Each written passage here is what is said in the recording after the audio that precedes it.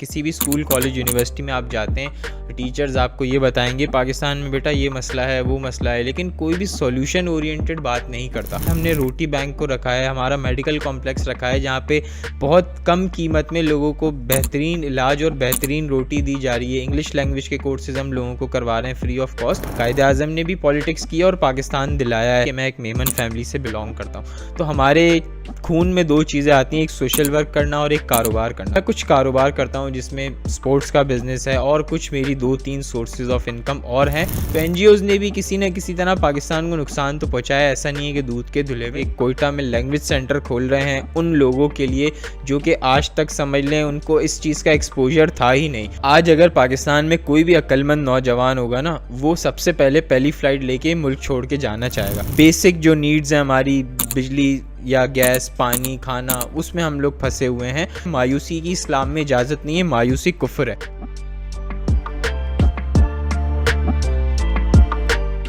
मेरे पास कुछ सवालात हैं आमाद फाउंडेशन के हवाले से। उम्मीद करता हूँ आप मेरे सवालात का जवाब खुशनुदी से देंगे इंशाअल्लाह। अच्छा, सबसे पहला सवाल ये है कि हमाद फाउंडेशन की बुनियाद रखने की क्या वजह बनी? देखें, पाकिस्तान में जब आप बात करते हैं ना कि ये भी मसाइल हैं, वो भी मसाइल है, ये भी ख़राब है, वो भी ख़राब है, लेकिन कोई भी ये बात नहीं करता कि ये इसका सोल्यूशन क्या है। किसी भी स्कूल कॉलेज यूनिवर्सिटी में आप जाते हैं, टीचर्स आपको ये बताएंगे पाकिस्तान में बेटा ये मसला है वो मसला है, लेकिन कोई भी सॉल्यूशन ओरिएंटेड बात नहीं करता। तो हमाद फाउंडेशन की बुनियाद रखने का जो मकसद था वो यही था कि हम सॉल्यूशन बताएंगे कि इन जो मसाइल हैं इनका हल क्या है। अब जिस तरह अगर आप महंगाई की बात करते हैं, उसके लिए हमने रोटी बैंक को रखा है, हमारा मेडिकल कॉम्प्लेक्स रखा है जहाँ पे बहुत कम कीमत में लोगों को बेहतरीन इलाज और बेहतरीन रोटी दी जा रही है। इंग्लिश लैंग्वेज के कोर्सेज हम लोगों को करवा रहे हैं फ्री ऑफ कॉस्ट। तो बेसिकली हमाद फाउंडेशन का जो अल्टीमेट मिशन है वो हमारा जो ट्रांसफॉर्मिंग पाकिस्तान बाय 2050 है, उसको उस मकसद को अचीव करना है। अच्छा, दूसरा सवाल हमारा ये रहेगा कि आप इतना चेंज लाना चाहते हैं तो आपका पॉलिटिक्स में आने का इरादा है? पहली तो बुनियादी चीज़ आप ये समझ लें कि पॉलिटिक्स का मकसद होता क्या है। पॉलिटिक्स का मकसद है लोगों के मसाइल हल करना, लोगों के लिए काम करना और लोगों की बेहतरी के लिए काम करना। तो वो तो ऑलरेडी हमाद फाउंडेशन कर रही है, मैं और मेरी टीम वो दिन रात कर रहे हैं। तो इसके लिए पॉलिटिक्स में हमें आने की ज़रूरत नहीं है, हम तो ऑलरेडी पॉलिटिक्स कर रहे हैं। मसला यहाँ आता है कि लोग पॉलिटिक्स को जोड़ते हैं इलेक्शन लड़ने से। कायदे आज़म ने भी पॉलिटिक्स किया और पाकिस्तान दिलाया है हमें, लड़ झगड़ के जो ब्रिटिश और इंडिया के लोगों से हमें पाकिस्तान दिलाया है।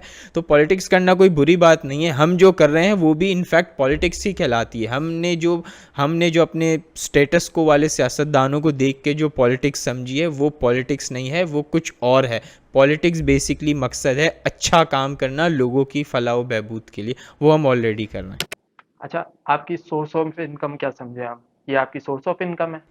फाउंडेशन मेरी सोर्स ऑफ इनकम नहीं है। ये जितना भी काम होता है ये मैं वॉलंटरली बेस्ड करता हूँ। मेरी जो सोर्स ऑफ इनकम है वो आप उससे पहले ये समझ लें कि मैं एक मेमन फैमिली से बिलोंग करता हूँ। तो हमारे खून में दो चीज़ें आती हैं, एक सोशल वर्क करना और एक कारोबार करना। सोशल वर्क आपने मेरी साइड देख ली है, और इसके अलावा मैं कुछ कारोबार करता हूँ जिसमें स्पोर्ट्स का बिज़नेस है और कुछ मेरी 2-3 सोर्सेज ऑफ इनकम और हैं, जो कि मैं यहाँ इसलिए डिस्कस नहीं करना चाहूँगा कि ये फाउंडेशन का प्लेटफॉर्म है, और मैं ये नहीं चाहता कि फाउंडेशन के प्लेटफॉर्म से मेरे बिज़नेस को किसी भी किस्म की प्रमोशन मिले। वो मैं अपने प्राइवेट या जो भी करता हूँ, वो मेरा चैनल है, मैं उससे कर सकता हूँ, लेकिन फाउंडेशन के थ्रू मैं उसकी प्रमोशन करना भी ठीक नहीं समझता।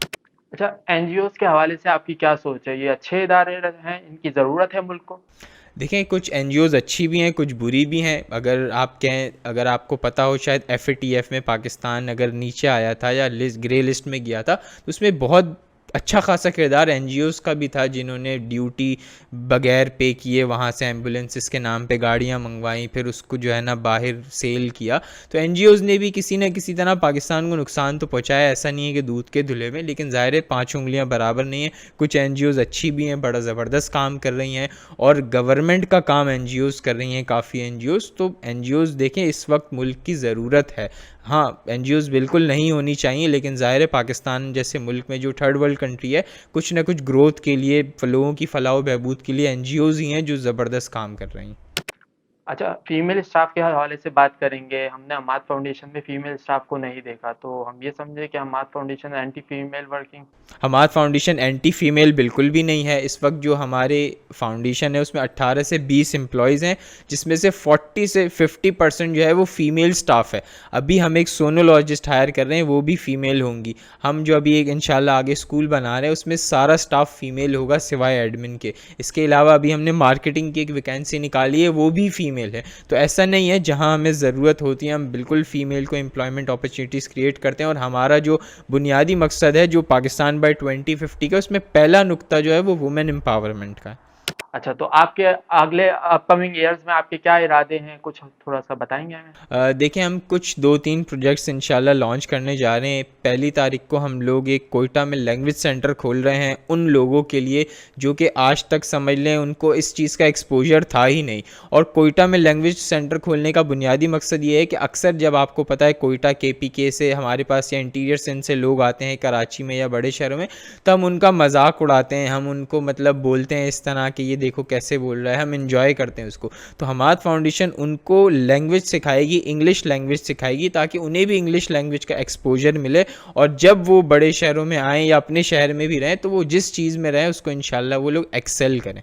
अच्छा, अपने मेडिकल कॉम्प्लेक्स के हवाले से थोड़ा हमें बताएं। देखिए, हमारा जो मेडिकल कॉम्प्लेक्स है जिसमें 50 रुपीज़ में आपको मुकम्मल एक सफ़ेद पोश आदमी को इलाज फ़राम किया जाता है, जिसमें डॉक्टर चेकअप, OPD उसमें हो गया। उसके अलावा जो मेडिसिन हैं वो भी 50 रुपीज़ में ही हैं। Drip facility, bed facility, dressing area बना हुआ है। और पहली तारीख से इंशाल्लाह हम अल्ट्रासाउंड लॉन्च कर रहे हैं, जो कि वाइट कॉलर लोगों को वही अल्ट्रासाउंड करके देगा, एब्डोमिनल, लीनियर और कार्डियो का, जो 2-3 हज़ार में लोग करवाते हैं, हम सिर्फ उनको 50 रुपये में करके देंगे। इसके अलावा आगे हमारा प्लान है यहाँ हम आई डिपार्टमेंट खोलेंगे, क्योंकि मैं खुद ग्लासेस लगाता हूँ तो मुझे पता है कि आँखों का इलाज, इवन ग्लासेस भी कितने महंगे हो गए। तो वो भी इंशाल्लाह हम वाइट कॉलर लोगों को फ्री ऑफ कॉस्ट ही इंशाल्लाह कर देंगे। अच्छा, ऐसा कभी हुआ कि आप डिसहार्ट हो गए और आपका दिल चाह रहा है कि बस मुल्क छोड़ के चले जाऊँ, कुछ नहीं करना अब मैंने इसके लिए?